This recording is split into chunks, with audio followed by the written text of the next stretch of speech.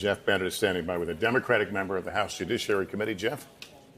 That's right, Lester. I'm joined now by Debbie Mucarsel-Powell. She represents Miami and the Florida Keys. As you mentioned, she sits on the House Judiciary Committee. Congressman, it's good to see you this morning. Thanks for your time. Good morning. How are you feeling about to take this historic vote? What's the mood among you and your colleagues? Yeah, I mean, I think that we're all feeling a huge sense of responsibility.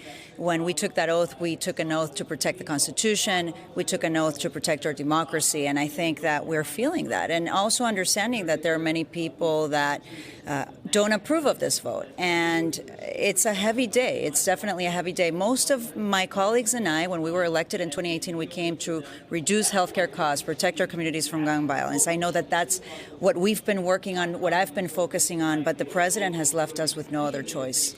Is impeachment something that's resonating among the people you represent?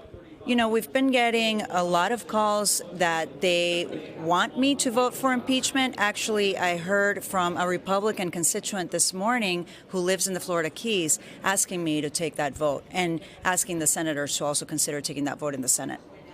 Does the fact that impeachment will likely be a partisan exercise, right, especially in the House, does that undercut the legitimacy of the inquiry that Democrats have been embarking on now for some 3 months? I think that history will tell who is on the right side. I think that many of my colleagues and I, representing districts that have, you know, a large portion of Republicans, Independents, Democrats, we're not looking at the politics. We are looking at our oath of office and our responsibility as Congress members to make sure that we protect our democratic institutions, our elections from foreign interference. That is why we're here today.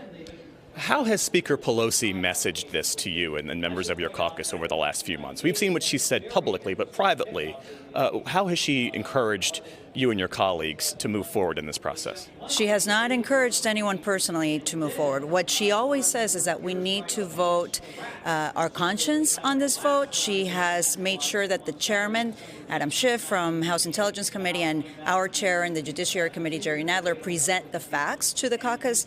But I have not seen or heard directly from her personally or seen any other colleagues getting that call from her saying, you know, you should take a vote on impeachment or not. I mean, I do think that she has respected that all of us have to make that decision for ourselves.